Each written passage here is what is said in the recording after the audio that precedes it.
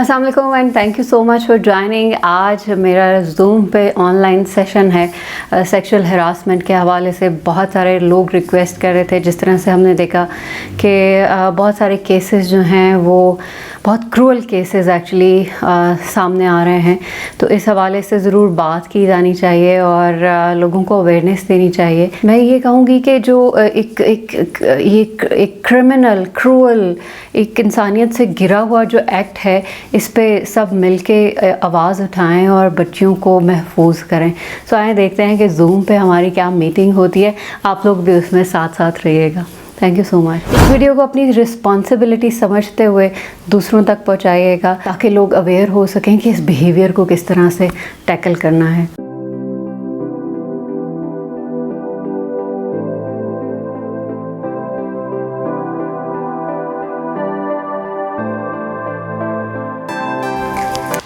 अस्सलाम वालेकुम जी। होपफुली सब मुझे सुन पा रहे होंगे और आवाज़। Thank you so much. Can you hear me? Yes, ma'am. Okay, thank you Hadiya. और वेलकम टू ऑल पार्टिसिपेंट्स। हमें सब ने ज्वाइन कर लिया है या ज्वाइन कर रहे हैं? शुड आई स्टार्ट नाउ और शुड आई वेट? जी मैम, स्टार्ट करें, बाकी सब साथ साथ ज्वाइन करते हैं। साथ साथ ज्वाइन करते हैं, ठीक है। अच्छा जी, आज का टॉपिक जो है वो बड़ा सेंसिटिव सा टॉपिक है क्योंकि इतने केसेस सामने आ रहे हैं, न्यूज़ में आप लोग सुन रहे होंगे। और जिस तरह से पहले भी होता था, ऐसा नहीं है कि पहले नहीं होता था, लेकिन अब क्योंकि न्यूज़ अपडेट्स हमें डेली बेसिस पे मिलती हैं तो ऐसा लगता है कि केसेस बहुत बढ़ गए हैं और बढ़ भी गए हैं। ऐसा नहीं है कि रेट में जो भी हमें परसेंटेज अभी मिली है उस हवाले से देखा जाए तो इंक्रीज़ भी है इस प्रॉब्लम में, सेक्सुअल हरासमेंट। अगर हम डिफरेंट रिसर्चेस देखें या डिफरेंट हमारे पास नंबर्स आए जो कि एक रैंडम नंबर्स हैं, बहुत अभी हम WHO की जो रिसर्च है जो डिफरेंट कंट्रीज़ के हवाले से स्पेसिफ़िकली दी गई है वो फिर हादिया ग्रुप में शेयर कर देंगी। वो नंबर भी आपके सामने होना चाहिए ये। लेकिन ये जो NPR की रिसर्च है, कोई इंडियन हमारे रिसर्चर हैं जो उन्होंने हमारे तो नहीं लेकिन इंडियन रिसर्चर हैं, उन्होंने एक नंबर एक फ़िगर दिया है जो कि डिफरेंट कैटेगरीज़ के हवाले से है। मैं वो आपसे शेयर करती हूँ। फिर नेक्स्ट हम देखेंगे कि इस मसले का हल क्या है, ये मसला हो क्यों गया है और इसका हल क्या है। वुमेन के हवाले से अगर देखा जाए तो वर्बल सेक्सुअल जो हरासमेंट है, इसमें रिसर्च के मुताबिक ये बताया गया है कि 77% होती है। अनवेलकमिंग सेक्सुअल जो टचिंग है वो 51% है। साइबर सेक्सुअल हरासमेंट जो है वो 41% है। उसके बाद बीइंग जो फिज़िकली फॉलोड हैं 34% हैं और सेक्सुअल जो असल्ट है वो 27% है वुमेन कैटेगरी में। इसी तरह से अगर हम मैन कैटेगरी देखें तो उसमें भी वर्बल सेक्सुअल जो हरासमेंट है वो 34% है। अनवेलकमिंग टचिंग है, सेक्सुअल टचिंग जो है वो 17% है। साइबर हरासमेंट 22% है जो ख़वातीन की तरफ से मैन को होती है, मेल को होती है, मर्दों को होती है। तो उनका जो परसेंटेज बीइंग फ़िज़िकल फॉलोड है वो 12% है। इसी तरह से सेक्सुअल जो रिज़ल्ट है वो 7% है। अब अगर इस नंबर को देखा जाए तो बहुत सारे सवाल उठते हैं कि वाई ख़वातीन। मर्दों की भी तादाद डेफिनेटली, अगर बहुत सारे मर्द भी हमें ज्वाइन करेंगे या कर चुके हैं, अगर देखा जाए तो डेफिनेटली मर्दों को भी सेक्सुअल हरासमेंट का सामना होता है, लेकिन उसका नंबर थोड़ा सा कम है अभी। अब हम आते हैं कि व्हाट इज़ सेक्सुअल हरासमेंट। हमें अगर ये बात क्लियर हो जाएगी और हम समझ सकेंगे कि ये एक्चुअली में है क्या सेक्सुअल हरासमेंट। हम कहते तो रहते हैं, हम तो सुनते रहते हैं कि जी सेक्सुअल हरासमेंट, तो इसको हम अगर डिफ़ाइन कर लें तो हमारे लिए मज़ीद क्लियर हो जाएगा कि हम इसको किस तरह से रिजॉल्व करें। सो sexual harassment is unwelcoming behaviour that's offensive, humiliating and it comes from like writing, verbal या फिर फिज़िकल टच जो है वो या फिज़िकल टच के अलावा अगर फोर्स भी किया जाए, असल्ट भी किया जाए, तो भी उसे सेक्सुअल हरासमेंट ही कहा जाएगा। इसी तरह से अगर हम देखें कि इसमें इंक्लूड क्या हो जाता है, सेक्सुअल हरासमेंट में क्या क्या चीज़ें इंक्लूड हैं, तो टचिंग है, ग्रैबिंग है, फ़िज़िकल कांटेक्ट है आपके कंसेंट के बग़ैर। और इवन अगर मैं ये कहूँ कि समटाइम्स चलें वो फिर एक अलग टॉपिक हो जाएगा, उस पर फिर इंशाल्लाह दोबारा से बात करेंगे। जो भी अगर मेकिंग कमेंट्स हैं, सेक्शुअल मेकिंग जो कमेंट्स हैं वो भी एक सेक्शुअल हरासमेंट में आता है। आपने देखा होगा हमारे अगर गलियों में से गुज़रते हुए बच्चियों को फ़ेस करने पड़ते हैं, स्कूल्स में फ़ेस करने पड़ते हैं, कॉलेजेस में फ़ेस करने पड़ते हैं, वर्किंग प्लेस पे फ़ेस करने पड़ते हैं, क्योंकि उसका कोई प्रूफ नहीं होता किसी के पास, और कोई भी जो है वो आपको कोई सी भी बात कह दे तो जस्ट आपको डिस्टर्ब कर सकता है, अदर दैन दैट, और उसके पास कोई एविडेंस नहीं होता कि इसने ये बात कही है। इसके अलावा अगर देखा जाए आस्किंग डायरेक्टली, आप इतने डेयरिंग हो गए हैं कि आपने डायरेक्ट ही इस हवाले से बात करनी शुरू कर दिया है, इस हवाले से आपने ऐसे वर्ड्स इस्तेमाल करने शुरू कर दिए हैं या डायरेक्टली सेक्सुअल अपनी नीड का एक्सप्रेस ही कर दिया है, तो ये भी चीज़ें सामने आती हैं। उसके बाद फिर जो स्टेयर किया जाता है, सेक्सुअली स्टेयर किया जाता है, देखा जाता है अजीब अजीब नज़रों से, जो है वो आपकी पूरी बॉडी की छान फटक की जाती है, वो भी एक सेक्सुअल हरासमेंट में ही आता है। उसके बाद फिर गेस्चर्स बनाना, सेक्सुअल गेस्चर्स बनाना, आपके अपने डिफरेंट जो भी बॉडी पार्ट्स हैं उनको अगर गलत तरीके से आप प्रेजेंट करेंगे, या अगर आप इशारतन भी अगर किसी को इस तरह से डिस्टर्ब करने की कोशिश कर रहे हैं, तो ये भी सेक्सुअल हरासमेंट में ही आता है। उसके बाद फिर जोक्स क्रैक्स करना, लाइक अगर कोई नहीं पसंद कर रहा, या कोई किसी को आपसे इस तरह की कम्युनिकेशन नहीं करनी है, लेकिन फिर भी अगर आप कोट कर रहे हैं और फोर्सफुली कोट कर रहे हैं, तो ये डेफिनेटली सेक्सुअल हरासमेंट में आएगा। उसके बाद फिर डिफरेंट जितने भी, अगर ये देखा जाए कि आपकी सेक्स लाइफ से रिलेटेड अगर क्वेश्चंस शुरू कर दिए जाएं, और कोई सी भी ऐसी चीज़ जिससे कि आप किसी की मर्ज़ी के बग़ैर उसकी इंटरफेयर कर रहे हैं, उसकी लाइफ में उसके हवाले से, या कुछ भी ऐसा, तो मैं कहूँगी कि वो हरासमेंट में आता है। और अगर इसको थोड़ा सा और रिलेट कर दें तो वो सेक्सुअल हरासमेंट में आता है, जैसे कि मैंने अभी सारी चीज़ें मेंशन की। अब हम ये देखेंगे कि ये तो सारी चीज़ें पता है, मैंने जस्ट एक बेस आप लोगों के लिए बनाई कि हम क्योंकि एक टॉपिक डिस्कस कर रहे हैं, तो थोड़ा सा चीज़ें जो भी इंफॉर्मेशन आपके जहन में है वो थोड़ी सी सामने आ जाए और हम उस पर फिर प्रॉपरली बात कर सकें। अब किस तरह से इफ़ेक्ट करता है ये, एक बड़ा प्रॉब्लम ये है जिसको हम आज डिस्कस करेंगे, आज की जो इस वक्त टाइम स्पेयर करने का मकसद यही था कि ये चीज़ सामने लाई जाए कि ये कितना तकलीफ़देह होता है किसी भी मर्द या औरत के लिए अगर उनको सेक्सुअली हरास किया जा रहा है।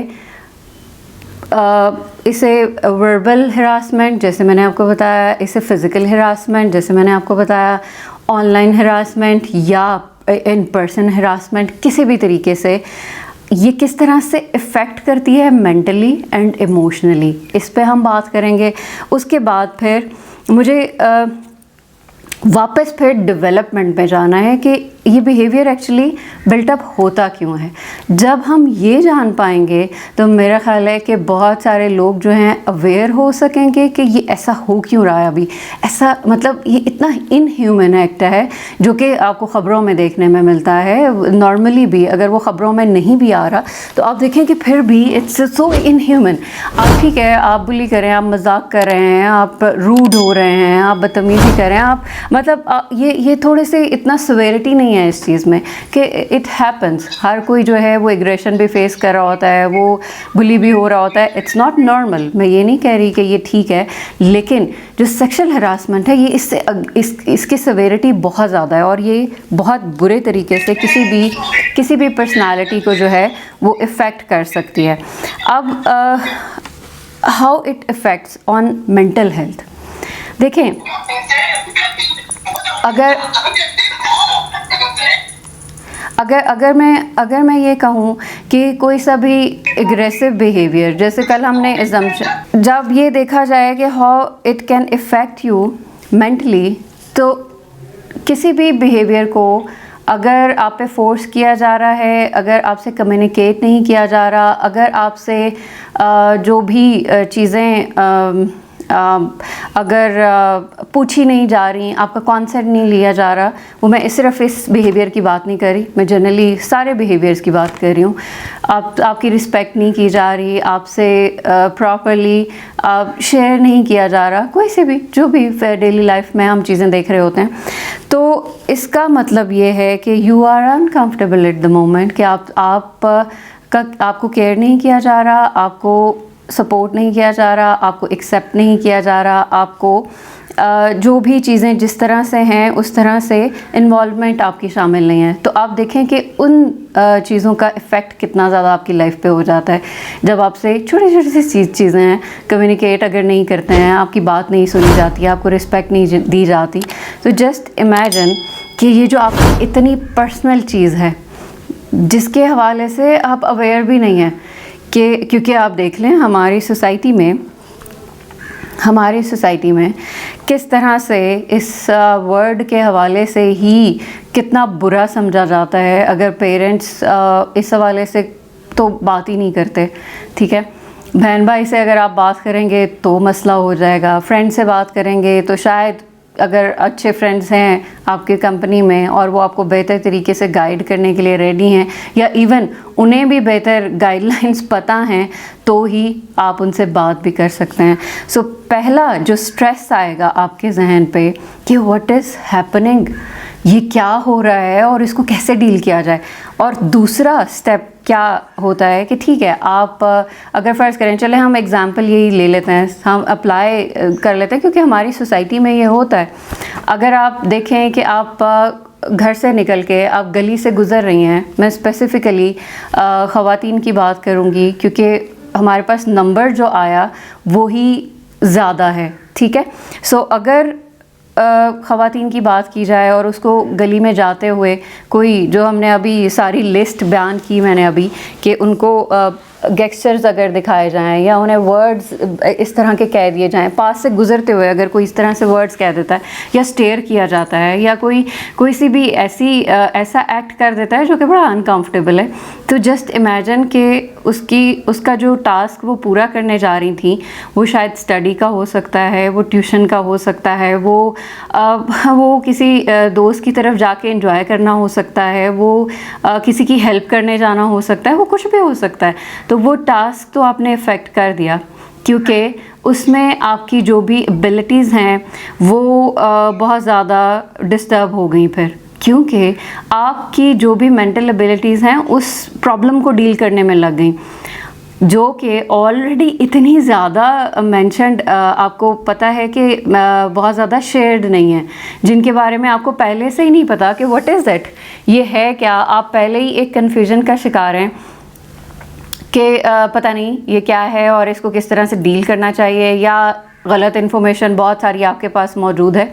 सो अगर ये चीज़ ऑलरेडी आपके पास इसका कोई सलूशन मौजूद नहीं है, तो ये आपको मेंटली बहुत ज़्यादा डिस्टर्ब करेगी और आपकी जो भी टास्क आप पूरे करने जा रहे हैं, जिसमें कि आपको रीजनिंग चाहिए, जिसमें कि आपको डिसीजन मेकिंग चाहिए, जिसमें कि आपको मे बी फ़न चाहिए, जिसमें मे बी आपको बहुत सारी हेल्प करनी है दूसरों की, जिसमें आपको बहुत सारी मे बी इन्वॉल्वमेंट चाहिए है, दूसरों से बातचीत करनी है, आपको कन्वर्सेशन करनी है, कम्युनिकेट करना है, तो वो सारी की सारी आपकी जो टास्क हैं वो एकदम से शटर्ड हो जाएंगे और आपका फोकस जो है वो शायद उसी एक जुमले पे अटका रहे जो कि आपको बहुत बुरे तरीके से कह दिया गया, या उन नज़रों पे अटका रहे जो कि बहुत बुरे तरीके से आपको देख रही थी। ये मैं बहुत फर्स्ट स्टेप की बात कर रही हूँ। आपकी नज़र से गुज़रता होगा, आजकल फेसबुक पे भी और टेलीविज़न पे भी कि किस तरह के बुरे तरीके से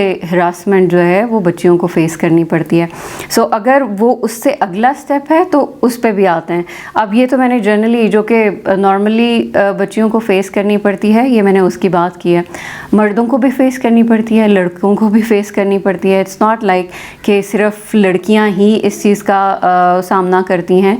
समटाइम्स लड़के जो बहुत शाय हैं या बहुत रिस्पेक्ट करते हैं या बहुत ज़्यादा डोमिनेंट नहीं हैं या बहुत ज़्यादा अच्छी फैमिली से हैं, उनकी मॉरल वैल्यूज़ जो हैं वो बहुत ज़बरदस्त हैं, हाई हैं, तो डेफिनेटली फिर वो भी डिस्टर्ब हो सकते हैं। कुछ ख़वातीन भी इस तरह से हो सकती हैं जो उनको बहुत ज़्यादा डिस्टर्ब करें, जो उनको बहुत ज़्यादा प्रॉब्लम दे सकती हैं। इसी तरह से वर्ड्स के थ्रू दे सकती हैं। हो सकता है कि वो फिज़िकली उतनी डेयरिंग ना हो कि फ़िज़िकल कोई इस तरह से गेस्चर्स बनाएं या जो डोमिनेंट होना है, फ़िज़िकली इंटरेक्ट करना है, उस तरह से शायद ना करें, लेकिन ऑनलाइन हरासमेंट इस तरह से हो सकती है। और लड़कों पे या मर्दों पे भी इसी तरह से इफ़ेक्ट हो सकता है। उनकी मेंटल एबिलिटीज़ को भी इसी तरह से शैटर किया जा सकता है अगर उनके कंसेंट के बगैर इस चीज़ को उन पे थोपा जाए, उस पे उनको डिस्टर्ब करने की कोशिश की जाए। ठीक है जी। अच्छा, अब ये तो मैंने जस्ट एक बहुत जो आम सी हम देखते हैं नॉर्मल सी हरासमेंट है जो कि हमारी सोसाइटी में या हर जगह पे कहीं भी, मैं कहूँगी कि ये सिर्फ हमारी सोसाइटी का डिलेमा नहीं है। अगर हम बाकी सोसाइटीज़ को देखें तो वहाँ पे भी कोई इतना अच्छा हाल नहीं है। लेकिन रिस्पेक्टफुली मैं कहूँगी कि थोड़ा सा बहुत ये समझते हुए किया जाता है कि क्योंकि वहाँ पे क्राइम है, वहाँ पे आपको चार्ज किया जा सकता है, इसलिए थोड़ा सा डर खौफ है, फियर है कि अगर हमने ये हरकत की। बहुत सारी कंट्रीज़ में मैं जानती हूँ और बहुत सारी जगहों पे मुझे पता है कि क्या वहाँ पे रूल्स हैं और क्या रेगुलेशंस हैं, क्या लॉज हैं। अगर कोई खातून जो हैं वो अगर कंप्लेंट कर दें एविडेंस के साथ तो उनकी जॉब जा सकती है, उनको सू किया जा सकता है, उनको जेल हो सकती है। सो हमारे यहाँ क्योंकि ये इस तरह से पनिशमेंट मौजूद नहीं है, इसलिए इसका कोई हमें फ़िलहाल उस तरह से कंट्रोल नज़र नहीं आता। हाँ, अवेयरनेस ज़रूर क्रिएट करने की कोशिश की जा रही है। सो होपफुली इंशाल्लाह लोग समझेंगे इस चीज़ को और आगे समझाने की कोशिश करेंगे, या एटलीस्ट अपने जो कॉन्फ्लिक्ट्स हैं कि ऐसा क्यों हो रहा है, वो जब क्वेश्चंस आंसर होंगे तो आपके सामने एक सलूशन आ जाएगा, एक हल आ जाएगा और आप उसको फिर दूसरों पे अप्लाई करने की कोशिश करेंगे। तो मेरा ख्याल है कि मुआशरा थोड़ा सा बेहतर होगा। इस सेशन का मकसद यही है इस वक्त। सो अच्छा, अब हम नेक्स्ट स्टेप पे जाते हैं, थोड़ी सी सवेरिटी की तरफ जाते हैं कि अगर कंटिन्यूसली आपको घर में समटाइम्स आप देखें, मेरे पास ऐसे केसेस भी आते हैं, कज़न्स, चाचू, मामू, इवन आई एम सॉरी बहुत सवेर हैं, मैं उसे मेंशन नहीं करना चाहती क्योंकि मैं कहती हूँ कि हमें नेगेटिव साइड को बहुत ज़्यादा हाईलाइट नहीं करना चाहिए। But I am telling you कि मेरे पास बहुत तकलीफ़ दे केसेस भी आते हैं जो समटाइम्स मेरे लिए सुनना भी बहुत मुश्किल होता है और मैं बहुत तकलीफ़ में चली जाती हूँ। सो द थिंग इज़ कि जो सवेरिटी है वो घर से ही स्टार्ट होती है, उसके बाद फिर अगर देखा जाए तो गली मोहल्ले में भी होती है, उसके बाद देखा जाए तो स्कूल्स में भी होती है, उसके बाद देखा जाए तो वर्क प्लेस पे भी होती है। और वो क्या है, जैसे मैंने अभी सारा कुछ मेंशन किया, वो वर्बल से एक स्टेप आगे है, वो फिज़िकल डोमिनेंस है, वो फिज़िकल रिज़ल्ट है एक्चुअली कि किस तरह से आपको अटैक किया जाता है फ़िज़िकली और किस तरह से बुरे तरीके से आपको फ़िज़िकली डिस्टर्ब कर दिया जाता है। तो उसके जो इफ़ेक्ट्स हैं वो देखें क्या आते हैं, वो भी डेफिनेटली उससे तो आपके इमोशनल डिस्टर्बेंस भी स्टार्ट हो जाती हैं। You want to cry, you can go in depression and severe depression, क्योंकि it's a traumatic event in your life कि आपको कोई फ़िज़िकली बहुत ज़्यादा डिस्टर्ब कर रहा है, आपको फ़िज़िकली बहुत ज़्यादा कोई आपकी प्राइवेट जो आपकी पर्सनल जो आपकी प्रॉपर्टी है, बॉडी आपकी, और उसमें इंटरफेयर करने की कोई कोशिश कर रहा है। तो जस्ट इमेजिन कि फिर आप किस तरह से शटर्ड होंगे और उसमें फिर कंटिन्यूस रोना आ जाएगा, उसमें फिर कंटिन्यूस डिप्रेशन आ जाएगा, आप सैड मोमेंट्स में से निकल नहीं पाएंगे, जो कंटिन्यूस एक, जैसे बहुत सारे और लाइफ में ट्रॉमेटिक इवेंट्स आपको डिप्रेशन दे देते हैं, इसी तरह से ये ट्रॉमेटिक इवेंट भी आपको कंटिन्यूस लो मूड की तरफ, डार्क आपके जो मोमेंट्स हैं उनकी तरफ ले जाएगा, और इसी तरह से और बहुत सारी इस तरह की सिम्टम्स आपको नज़र आने लगेंगे इमोशनल डिस्टर्बेंस के भी। और इसके बाद फिर डेफिनेटली आपकी लाइफ नॉर्मल नहीं रहती है। आप फिर जो भी काम आप करना चाहें या इवन मोटिवेशन, बहुत सारे जैसे मैंने देखा है कि बहुत सारे कंप्लेंट्स ये आती हैं और उसके पीछे ये रीज़न होती है जिसको शेयर नहीं किया जाता, जिसको ऑब्वियसली क्योंकि इतना इस चीज़ को जज किया जाता है हमारी सोसाइटी में। ये अभी जो नंबर आया, ये भी आई एम डाउटफुल कि ये जो बता ही नहीं पाई होंगी, जो ख़वातीन कह नहीं पाती हैं, वो उनका नंबर आप कैसे मेंशन करेंगे? या जो मर्द बता ही नहीं पाते हैं, जो मर्द ये कह ही नहीं पाते हैं कि हमें ये प्रॉब्लम का सामना करना पड़ा है, तो उनका नंबर तो हम मेंशन ही नहीं कर पाए। सो द थिंग इज़ के sorry, so the thing is कि किस तरह से इस चीज़ को डील किया जाए। प्रॉब्लम असल में होती कहाँ से शुरू है, ये सबसे ज़्यादा इम्पॉर्टेंट पॉइंट है। जैसे मैंने बता दिया, डिस्टर्बेंस है, बहुत ज़्यादा चीज़ें जो हैं वो हर तरह से लाइफ को ख़राब कर देती हैं, मोटिवेशन नहीं रहती है, डिप्रेशन हो जाता है, एंग्जाइटीज़ होने लगती हैं, सोशल एंग्जाइटी डेवलप हो जाएगी। अगर किसी बच्चे को बाहर इस तरह की प्रॉब्लम फेस करनी पड़ी है तो ऑब्वियसली ये बहुत ज़्यादा बड़ा प्रॉब्लम है। उसके लिए सोशलाइज करना फिर एक अजाब के मुतरादिफ है कि मुझे बाहर नहीं जाना है या मुझे किसी से नहीं मिलना है। तो इस तरह के सारे जो प्रॉब्लम्स हैं उसको रिज़ॉल्व कैसे किया जाएगा, ये हम बाद में बात करेंगे। लेकिन इससे पहले इस बिहेवियर की वजह क्या है? बुली करना तो फ़ाइन, ठीक है, चले आप भी बुली हुए और आपने भी बुली कर दिया, आपको भी गालियाँ मिली, आपने भी गालियाँ दे दी, लेकिन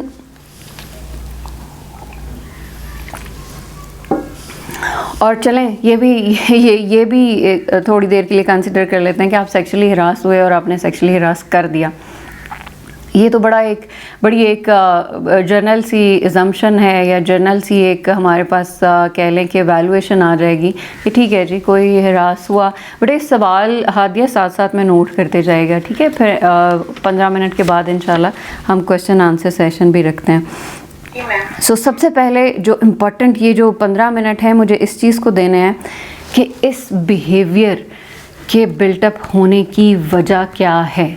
इस बिहेवियर के बिल्टअप होने की वजह मैं आपको और बाकी जो भी मुझे बाद में भी सुनेंगे, इवन मैं उनकी टीन एज में लेके जाना चाहती हूँ, जब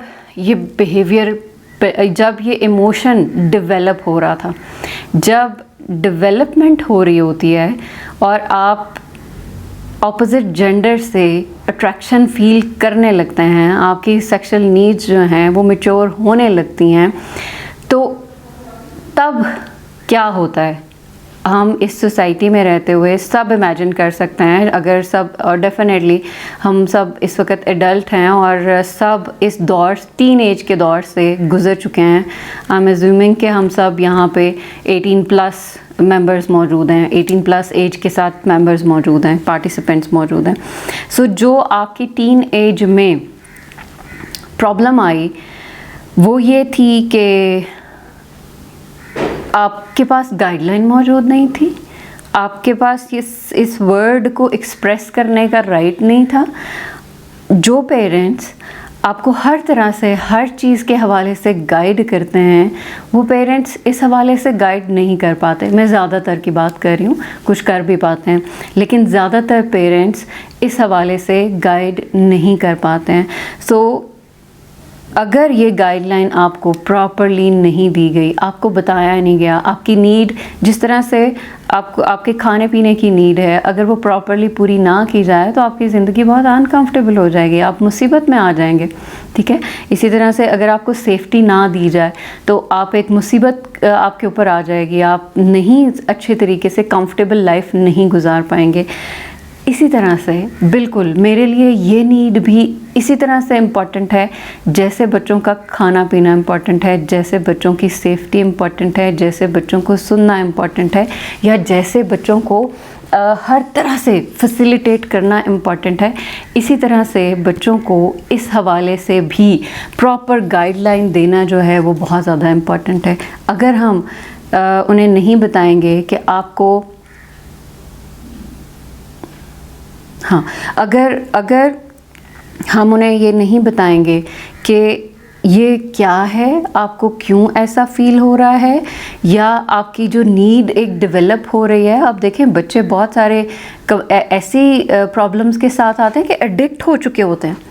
वो अब क्योंकि वो बहुत फिर एक और टॉपिक खुल जाएगा, लेकिन बच्चे जो हैं वो अगर उनको उनकी सेक्सुअल जो नीड्स हैं उनके हवाले से प्रॉपर गाइडलाइन ना दी जाए तो वो एडिक्ट हो चुके होते हैं और फिर वो उस एडिक्शन से निकल नहीं पाते हैं क्योंकि उन्होंने गलत रास्ता चुना होता है इंफॉर्मेशन लेने के लिए, और जहाँ से वो इंफॉर्मेशन नहीं होती वो जस्ट एक एडिक्शन होती है और उनको उस एडिक्शन में लगा लिया जाता है, उस एडिक्शन में उनको बंद कर लिया जाता है कि यहाँ से ये निकल ना सकें। उनका मकसद ही यही होता है उन वेबसाइट। इस हवाले से ज़रूर गाइड कीजिएगा। और अगर अभी आपके बच्चे ग्रोइंग एज में हैं और आ रहे हैं और उनकी एज ऐसी आने वाली है तो मैं रिक्वेस्ट करूँगी उन यंग पेरेंट्स से भी कि उनको प्रॉपरली अच्छे तरीके से जब वो देखें कि बच्चे जो हैं वो इस तरह के बिहेवियर में इन्वॉल्व नज़र आएँ या वो इस तरह के क्वेश्चन करने लगे, या समटाइम्स हम उन्हें इतना ओपन फोरम देते ही नहीं हैं कि वो इस तरह की बात करें। सो उनके साथ फ्रेंडली होते हुए आप इस अपनी जो कंपेनियनशिप है उस सवाल उसको ओपन करें नॉर्मली, नॉट लाइक जैसे बाहर के ममालिक में। आई एम सॉरी, हम दो एक्सट्रीम्स हैं इस वक्त। जैसे मैंने कहा कि हम बिल्कुल बात नहीं करते हैं, तो दूसरी एक्सट्रीम ये है कि वो इतनी बात करती हैं, इतनी बात करती है कि बच्चों बेचारों का सत्यानाश हो गया हुआ है। उन्हें नहीं समझ आ रही कि ये क्या, इसको कैसे डील किया जाए, या ये जो भी हमारी नीड है इसको किस तरह से सही तरह से किस तरह से पूरा किया जाए। सो दो एक्सट्रीम्स हैं। सो हमें एक दरमियान का रास्ता जो बताया गया है उसे चुनना चाहिए, इस हवाले से प्रॉपर गाइडलाइन देनी चाहिए। बाकी जो नेचुरल एक इंस्टिंक्ट है उसको बच्चों पे ही छोड़ देना चाहिए, उसमें आपको गाइडलाइन देने की ज़रूरत नहीं है। आप देखें बच्चा पैदा होते ही जो उसकी नेचुरल इंस्टिंक्ट है, अगर आप उसे फीड प्रोवाइड करें तो उसको डेफिनेटली सक करना आता है, ये अल्लाह ताला ने उसे सिखा के भेजा है।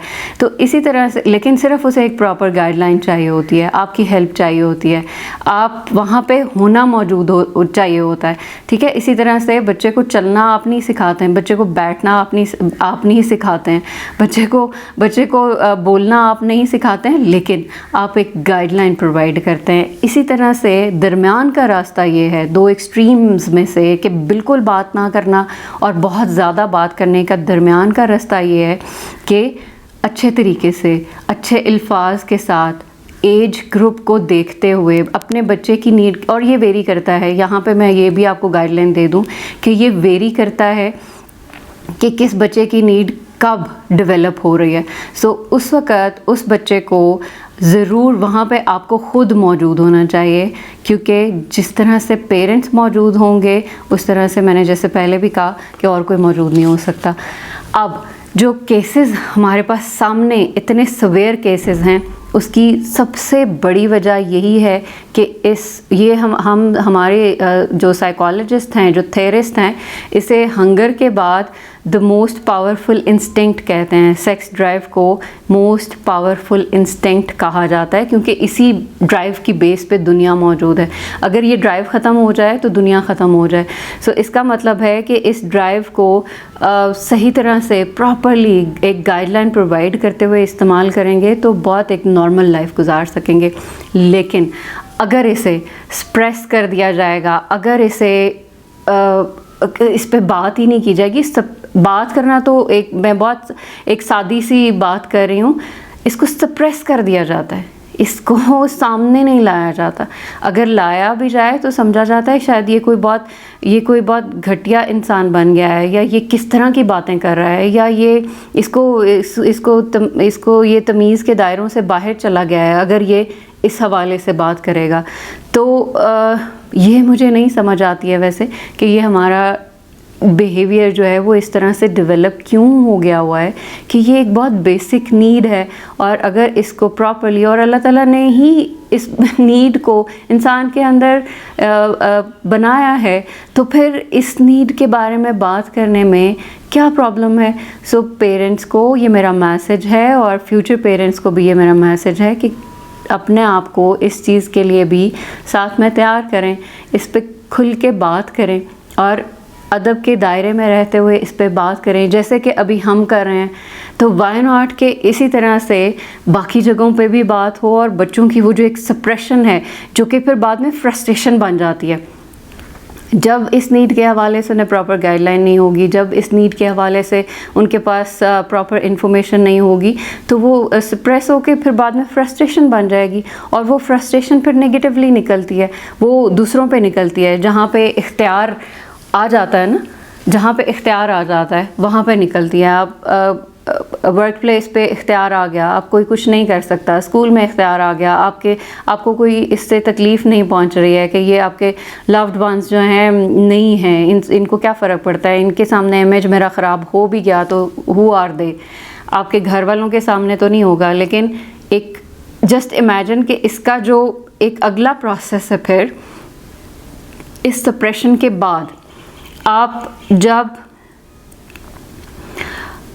अपनी नीड इसको पूरा नहीं कर पा रहे होते प्रॉपरली और समझ नहीं पा रहे होते प्रॉपरली, तो आप ख़ुद कितने एग्रेसिव हो जाते हैं।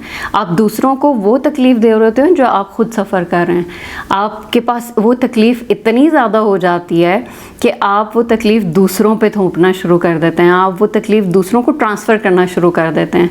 आप क्योंकि देखें, जैसे मैं ये कहती हूँ कि ग्लास में अगर पानी फुल हो जाएगा तो वो उसके बाद छलकेगा ही, तो इसी तरह से आपकी जो मेंटल कैपेसिटी है, अगर वो इन सारी गलत गाइडलाइंस की वजह से या गलत चीज़ों को देखने की वजह से अगर वो इतनी भर गई है, तो आप फ्रस्ट्रेट होंगे और वो फिर आप दूसरों पे निकालेंगे।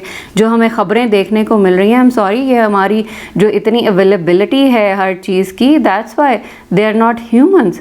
वो इंसानियत से भी गिरी हुई हरकतें कर रहे हैं। इंसान तो इंसान के किसी भी इंसानियत के वो किसी भी दर्जे पे नहीं है, वो जानवरों से भी बदतर हो चुके हैं। मैं जानवरों के बिहेवियर्स को भी पढ़ती हूँ, तो जानवर उनसे ज़्यादा बेहतर हैं, कॉन्सेंट लेते हैं। आप किसी भी एनिमल की किंगडम में चले जाएं, उनकी किसी भी जानवर की अगर आप सेक्स लाइफ को स्टडी करें, तो आप देखें कि वो जब तक फीमेल का या मेल का कंसेंट नहीं होता, दे डोंट डेयर, वो ऐसा नहीं करते हैं। यहाँ पे तो आई एम सॉरी बट बहुत इस वक्त हिमानियत है जिस तरह के केसेस हमारे सामने आते हैं। तो अल्लाह ताला हमारे साथ हो और इस मुश्किल से बच्चियों को निकाले और बचा के भी रखे इंशाल्लाह। और हमारी ये जो कोशिश है, छोटी सी एक कोशिश है, इसको अल्लाह करे कि ये बहुत लोगों के दिलों को मजबूत भी करे और जहनों को साफ़ करे, ताकि वो दूसरों की बच्चियों को, बहनों को अपनी बहनें और अपनी बच्चियों के मुतरादिफ समझें और उस तरह से रिस्पेक्ट दें जैसे वो अपनी बहनों और अपनी माँओं बीवियों सबको देते हैं। अच्छा जी, अच्छा हादिया, फिर अभी नेक्स्ट हम देखते हैं कि क्वेश्चन शुरू कर दें। अच्छा जी, तो अभी हम बात कर रहे थे, जैसे मैंने अभी बताया कि सेक्सुअल हरासमेंट कि हमने पहले देखा कि होती क्या है, फिर उसके बाद हमने देखा कि क्या इंक्लूड होता है सेक्सुअल हरासमेंट में, क्या बिहेवियर्स हैं जो कि हमें फेस करने पड़ते हैं। उसके बाद हमने ये देखा कि किस तरह से इफ़ेक्ट करती है मेंटली एंड इमोशनली आपको, आपकी डिसीजंस मेकिंग को, आपकी मेंटल स्टेबिलिटी को, आपकी जो प्रॉब्लम सॉल्विंग है, आपका जो एक डायरेक्शन है उसको ख़त्म कर देती है, स्नप कर देती है, आपको एकदम से डीमोटिवेट कर देती है। और उसके बाद फिर हमने ये देखा कि इसकी वजह क्या हो जाती है। सबसे पहले तो हमें ये पता होना चाहिए ना कि इसकी वजह क्या है। तो इसकी वजह यही है कि सेक्सुअल ड्राइव को सप्रेस कर दिया जाता है पेरेंट्स की तरफ से, सोसाइटी की तरफ से, फैमिली की तरफ से, फ्रॉम एवरीवन। ठीक है जी। अच्छा जी, आवाज़ नहीं आ रही है हादिया? आवाज़ आ रही है मेरी? जी मैम, आवाज़ आ रही है क्लियरली। अच्छा, क्लियर आ रही है, ठीक है। तो जो ये सारी प्रॉब्लम्स हैं, इनका ख़त्म होना बहुत इम्पॉर्टेंट है, तभी हम, ये बहुत स्लो प्रोसेस है ऑब्वियसली। जैसे ही लोग इस चीज़ को जानने लगेंगे कि इस ड्राइव को किस तरह से लर्नड एक्चुअली ड्राइव है, इसको कैसे गाइडलाइन प्रोवाइड की जानी चाहिए। जैसे खाना पीना, आपको खाने का सिस्टम नहीं सीखना पड़ता है, आपको ये सीखना पड़ता है कि किस तरह से चीज़ों को लेके चलना है, किस तरह से हमें क्या खाना है, कैसे सोना है, क्या पहनना है। अदरवाइज़ बाकी जो भी एबिलिटीज़ हैं वो हमारे अंदर ऑलरेडी मौजूद होती हैं, ठीक है। तो इसी तरह से इस ड्राइव को भी प्रॉपरली अच्छे तरीके से यूटिलाइज़ करने के लिए आपको अच्छे वेज़ में लर्निंग चाहिए। आपको मैं थोड़ा सा गाइड भी कर देती हूँ इंटरनेट पे, अगर आप इसको अच्छे तरीके से देखना चाहते हैं कि व्हाट इज़ इट और इसको कैसे अप्लाई किया जाए, तो अच्छे वेज़ भी मौजूद हैं। अपने आप को अच्छी लर्निंग दें, पॉजिटिव लर्निंग दें, ना कि नेगेटिव लर्निंग दें और एडिक्शन में चले जाएं। It's really bad. I've dealt many cases और dealing many cases। तो बच्चे जो हैं वो इस मुसीबत से फिर निकलने, बच्चे क्या, यंगस्टर्स, एडल्ट्स इस मुसीबत में चले जाते हैं, तो फिर उनको उस मुसीबत से निकलना जो है उनके लिए एक अजाब हो जाता है। उनकी ज़िंदगी जो है वो ख़राब से ख़राब तर होती चली जाती है, उनकी मैरिड लाइफ का हशर नशर हो चुका होता है। सो अगर आप इसको प्रॉपरली अच्छे तरीके से देखें कि कैसे क्या किया जाए, किस तरह से क्या है क्या ये, और इसकी जो गाइडलाइन आपको टीन एज में देनी चाहिए थी, जो गाइडलाइन आपको प्रॉपरली बताना चाहिए था कि ये इसकी सेटिस्फेक्शन किस तरह से होती है, तो उसकी सेटिस्फेक्शन के लिए पॉजिटिव बहुत सारे मैं शेयर कर दूंगी। बल्कि मैं देखूंगी कि ग्रुप में जो भी रीज़नेबल लोग हैं, बच्चे हैं जो लर्न करना चाहते हैं, उनके साथ रीज़नेबल इन्फॉर्मेशन शेयर की जाएगी ताकि वो एक प्रॉपर अच्छे तरीके से गाइडलाइन ले सकें, लेकिन उसके पॉजिटिवली लेना है आपने। अच्छा जी, अब हमारे पास जो क्वेश्चंस हैं हादिया, वो ज़रूर प्लीज़ बता दें, मैं फिर साथ साथ में आंसर करती हूँ उनका। जी मैम, एक क्वेश्चन जो रिपीटेडली आ रहा था कि अगर हमारे कोई एल्डर रिलेटिव है और क्लोज रिलेटिव है, वो हमें जो है विक्टिम बनाता है, तो हम इस चीज़ को कैसे रिपोर्ट करें? क्योंकि अक्सर पेरेंट्स होते हैं वो मानते नहीं है कि ऐसा नहीं हो सकता, या इस तरह की डिनाई करते हैं वो। इस चीज़ को, एक तो बच्चे को कैसे कॉन्फिडेंस देना चाहिए कि वो पेरेंट्स को या किसी एल्डर को बता सके, और फिर पेरेंट्स को कैसे कन्विंस भी कर सके। ठीक है, देखें बेटे, पहली चीज़ तो ये है कि बच्चे को कॉन्फिडेंस इसी तरह से दिया जाएगा जैसे मैंने सारी चीज़ें बताई, कि उनसे ओपनली कम्युनिकेट किया जाए, उसको बताया जाए कि दिस इज़ प्रिटी नॉर्मल, ये कोई ऐसी हवा चीज़ नहीं है, ये इस तरह से है और इसको ऐसे ऐसे डील करना चाहिए। लेकिन अगर ऐसा नहीं किया गया, ये कॉन्फिडेंस नहीं दिया गया और बच्चा एडल्ट हो चुका है, तो बच्चा खुद सीख ले कि कैसे कम्युनिकेट किया जाना चाहिए, और दूसरी चीज़ ये कि कैसे इस चीज़ में से निकला जाए। अब ये बहुत ट्रिकी पार्ट है। शी और ही इज़ वेरी राइट, जिन्होंने भी क्वेश्चन प्लीज़ लिख के भेज दें, हादिया फिर मेरे से पूछती हैं। अगर वो इस मुसीबत में हैं कि वो हिरास की जा रही हैं या किए जा रहे हैं, तो फिर एक डेयरिंग एक्ट बहुत ज़्यादा ज़रूरी है, उनके पास एविडेंस होना बहुत ज़्यादा ज़रूरी है, उनके पास एक प्रॉपर प्रोफेशनल हेल्प होना बड़ा ज़रूरी है।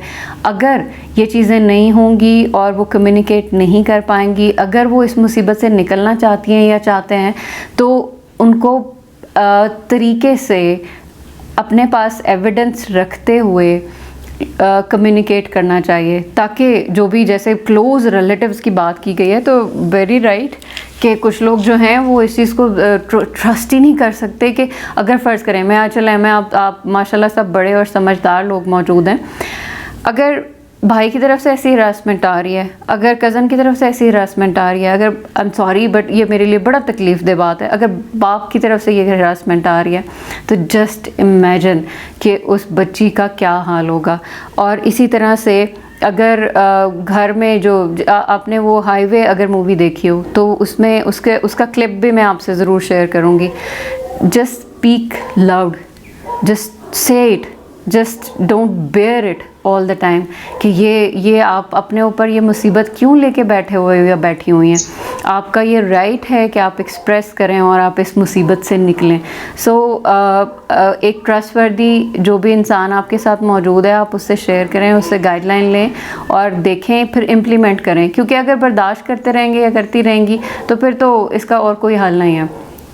लेकिन अगर आप वाकई इस मुसीबत से निकलना चाहते हैं तो मेरा ख़्याल है कि फिर आपको एक डेयरिंग एक्ट करना पड़ेगा। आपको सेंसिबली चीज़ों को लेके जो भी सिचुएशंस हैं उनको एनालाइज करते हुए कि कब किस तरह से किया जाए, और उसमें डेफिनेटली फिर आपको एक प्रोफेशनल हेल्प की ज़रूरत है। साथ में आपके अगर कोई घर में सीनियर मौजूद है, आप उससे बात करें।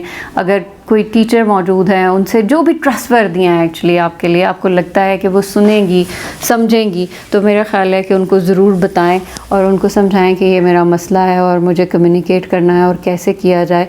और अगर आप पे फिर भी ट्रस्ट नहीं किया जा रहा तो फिर अगला स्टेप यही है कि एविडेंस के साथ सामने आए। जी नेक्स्ट बेटे। नेक्स्ट ये है कि क्या हमें जो है सेक्स एजुकेशन को स्कूल्स में रेफर करना चाहिए इस्लाम के पॉइंट ऑफ व्यू से? हाँ, इस्लाम के पॉइंट ऑफ व्यू से बिल्कुल बेटे। मैं कहती हूँ कि टीचर्स पेरेंट्स की तरह होते हैं। जैसे हम बात कर रहे हैं तो इसमें कोई बुराई आपको नज़र आ रही है? कोई बुराई नहीं है। एक गाइडलाइन है जो कि प्रोवाइड कर देनी चाहिए और इस हवाले से बात की जानी चाहिए। ठीक है, तो अगर इस हवाले से बात नहीं की जाएगी तो चीज़ें ख़राब ही होती जाएंगी। और रिस्पॉन्सिबल जब अपनी रिस्पॉन्सिबिलिटी लेते हुए बात करेंगे तो उसमें कोई मुज़ायका नहीं है।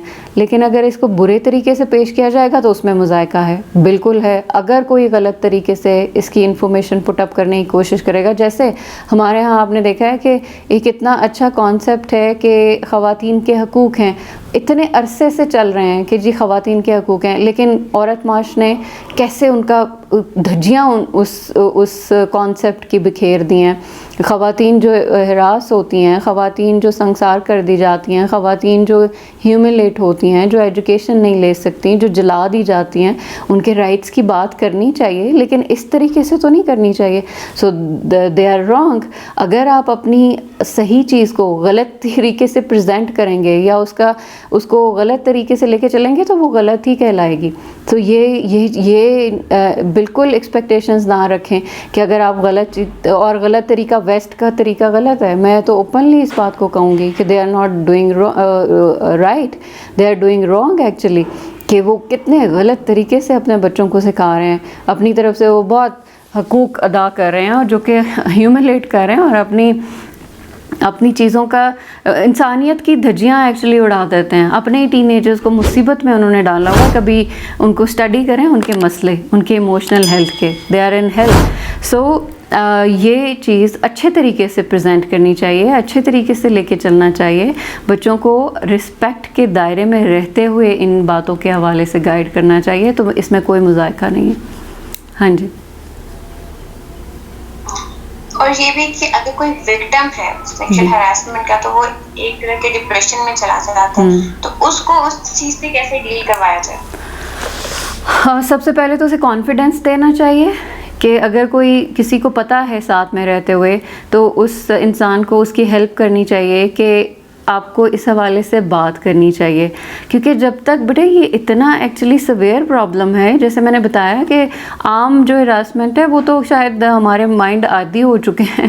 आई एम सॉरी, बहुत ये आदी होना नहीं चाहिए। ये भी डिस्टर्बेंस क्रिएट करता है। इससे आप अब अगर ख़वातीन हैं तो वो अपने घर को सही तरह से संभाल नहीं सकती हैं, वो अपने बच्चों की देखभाल नहीं कर सकती हैं, वो अपने टास्क पूरे नहीं कर सकती हैं अगर वो मेंटली इस तरह से डिस्टर्ब की जाती हैं।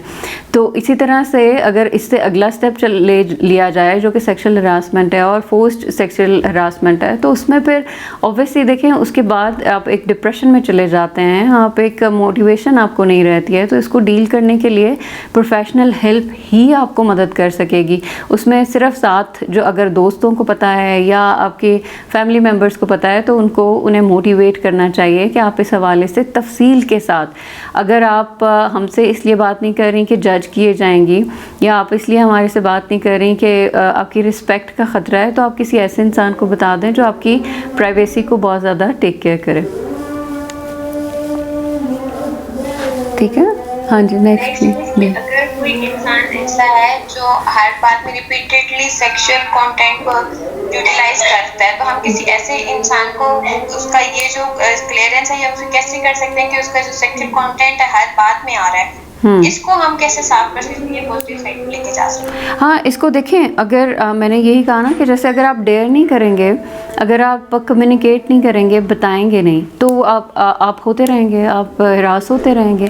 तो पहला स्टेप ये है कि कोशिश करें कि इन्फॉर्म कर दिया जाए कि I know what are you doing and this is wrong. ठीक है, पहले थोड़ा सा इन्फॉर्म करें। फर्स्ट स्टेप ये है कि मुझे पता है कि आप क्या कर रहे हैं और आपकी जो भी चीज़ें हैं वो मुझे बहुत क्लियर हैं और आप इसी वजह से कर रहे हैं। Are you sure? वैसे ये ख़ुद भी ख़वातीन को भी समटाइम्स मे बी पिछली जो डिस्टर्बेंसेस हैं, जैसे मैंने आपको बताया कि ख़ुद भी क्लियर नहीं होते हैं बच्चे, तो वो डिस्टर्बेंसेस भी समटाइम्स, जैसे कल हम अजम्पशंस की बात कर रहे थे, तो पहले अपने आप को क्लियर करें कि आप कहीं अज्यूम तो नहीं कर रही अपनी डिस्टर्बेंसेस की वजह से कि आपको हरास किया जा रहा है। आर यू रियली श्योर कि दूसरी साइड से वाकई हरासमेंट है? अगर ऐसा है तो फिर इन्फॉर्म करें, पर्सनली पहले रिक्वेस्ट करें, पहले जिस तरह से भी आप कर सकते हैं मैसेज कर दें। एक्चुअली बिल्कुल क्लियर अजान हो रही होती है, इसलिए मुझे थोड़ा वो हो जाता है कि हम बात कर रहे हैं, लेकिन चले, उसमें ये होता है कि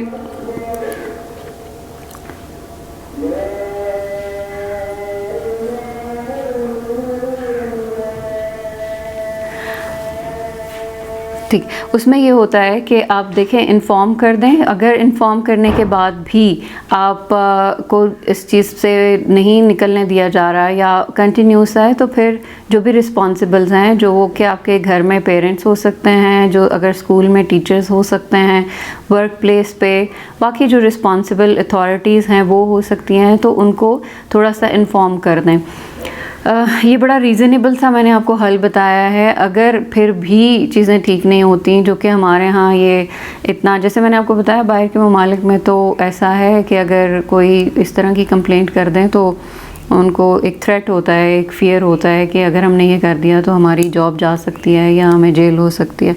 तो हमारे यहाँ वैसे है, हमारे यहाँ भी मैंने कुछ बच्चों को इस हवाले से गाइड भी किया कि अगर आप जो हरासमेंट का एक है बनाया गया है, ऑफिस है, नंबर है प्रॉपर, अगर आप उस पर कंप्लेंट करें तो वहाँ पे भी उसको सही तरह से प्रॉपरली प्राइवेटली डील किया जाता है। सो यही चीज़ है जिस तरह से। ठीक है जी, और मुझे बताएं, कोई और क्वेश्चंस हैं तो बताएं। मैम, एक लास्ट क्वेश्चन है कि हमें बच्चे को किस उम्र में सेक्स एजुकेशन हम उसे दे सकते हैं? हाँ ठीक है, बहुत ज़बरदस्त सवाल है, ये बड़ा ही इम्पोर्टेंट सवाल है और सब पेरेंट्स के लिए भी बड़ा इम्पोर्टेंट है और फ्यूचर पेरेंट्स के लिए भी बड़ा इम्पोर्टेंट है। देखें बेटे, जैसे आपने देखा होगा हर बच्चा जो है वो चलने में हर बच्चा डिफरेंट टाइम लेता है। कोई बच्चा 6-7 महीने में बैठना शुरू कर देता है, साल में चलना शुरू कर देता है। कोई बच्चा 6-7 महीने में थोड़ा सा बातें करना शुरू कर देता है, कोई 1.5 साल की उम्र में बातें करता है। इसी तरह से हर इंसान जो भी इस दुनिया में आया है वो डिफरेंट एबिलिटीज़ के साथ आया है। ठीक है, अब आपने पेरेंट्स ने ये बहुत कड़ी नज़र रखनी है अपने बच्चों पे, सब बच्चों पे। अगर वो एक हैं तो ठीक है, अगर वो 2-3 हैं तो यकीन करें कि वो दोनों, तीनों, चारों या पांचों या जितने भी बच्चे हैं वो हर कोई एक दूसरे से डिफरेंट होगा। मैं आपको कोई स्पेसिफिक एज नहीं बता सकती, आपको खुद अवेयर होना है, आपको खुद इतना अपने आप को अलर्ट रखना है एक्चुअली, जिसमें अगर ऐसा इन्वायरमेंट है जिसमें कि आपको गाइडलाइन प्रोवाइड की जाए हो तो फिर तो मेरा ख्याल है हेजिटेशन नहीं होगी। जैसे आपने देखा है कि एक इन्वायरमेंट है, आपको साइकोलॉजी पढ़ते हुए हेजिटेशन नहीं हुई या आपको साइकोलॉजी चूज़ करते हुए हेजिटेशन अगर नहीं हुई तो इसका मतलब है आपको एक्सेप्ट किया जा रहा है। ठीक है, तो इसी तरह से आपने अगर फ़र्ज़ कर लें या आपने एक्सेप्ट करवाया है, 2 तरह की चीज़ें हैं ना, या तो एक्सेप्ट किया जा रहा था या आपने एक्सेप्ट करवाया है।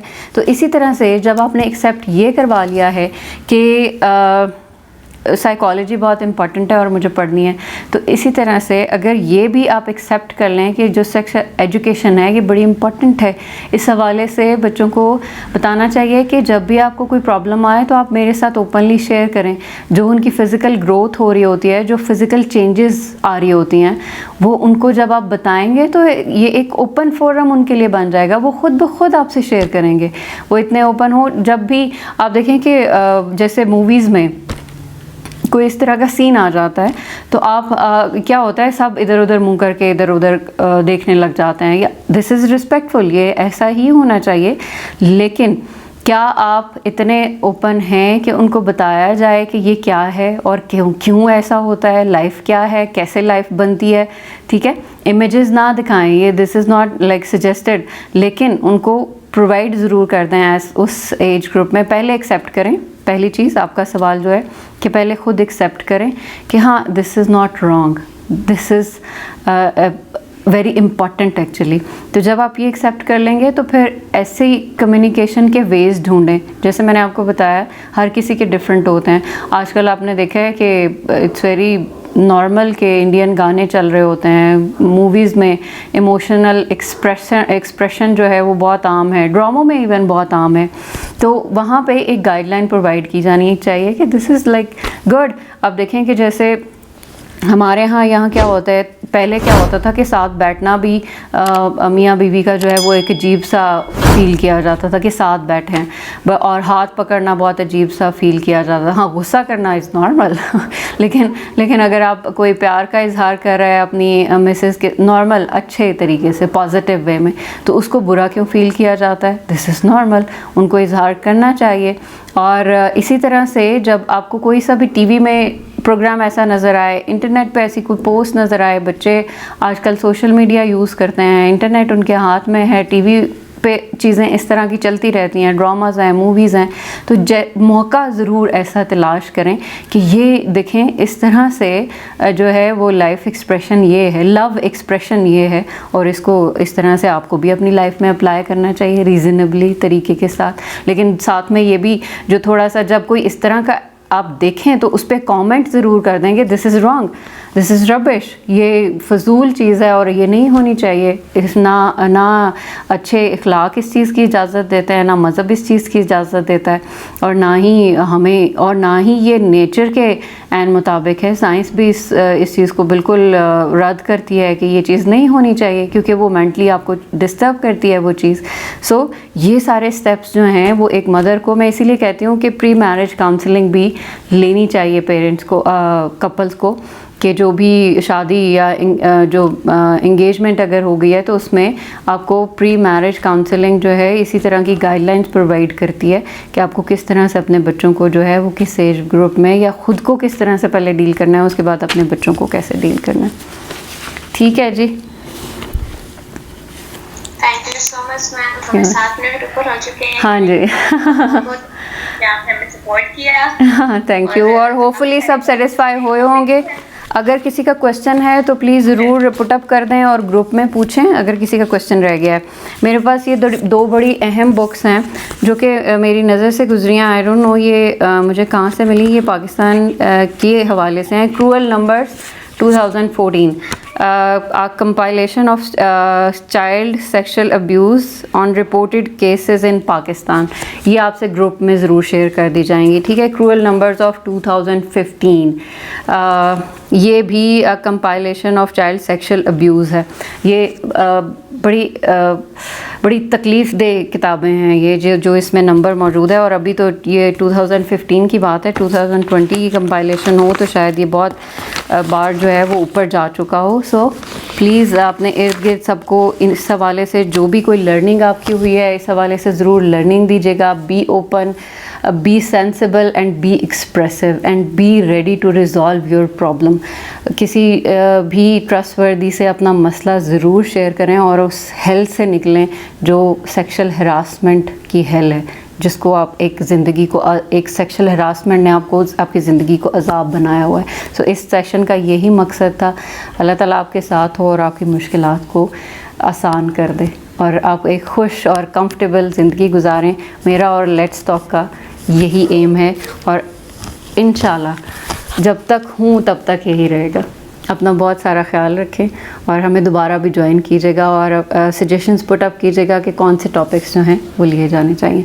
Thank you Hadiya and thank you team, जो भी हमारे साथ बच्चे रहे, तानीस हैं, हिफ्ज़ा हैं, नज़ीमा हैं, बाकी सारे जो भी बच्चे कोऑर्डिनेट कर रहे हैं, वकार हैं, उन्होंने जो है आपके लिए सर्टिफिकेट्स बनाए हैं। आई एम रियली हैप्पी, बहुत अच्छे सर्टिफिकेट्स आपको इंशाल्लाह मिलेंगे और नेक्स्ट भी जो सेशंस होंगे उनमें भी इसी तरह से आपको हम फैसिलिटेट करते रहेंगे। Thank you and take care, God bless you, अल्लाह हाफ़िज़। Thank you Aadiya, so much, ma'am. अल्लाह Thank हाफ़िज़। you all participants. Thank you.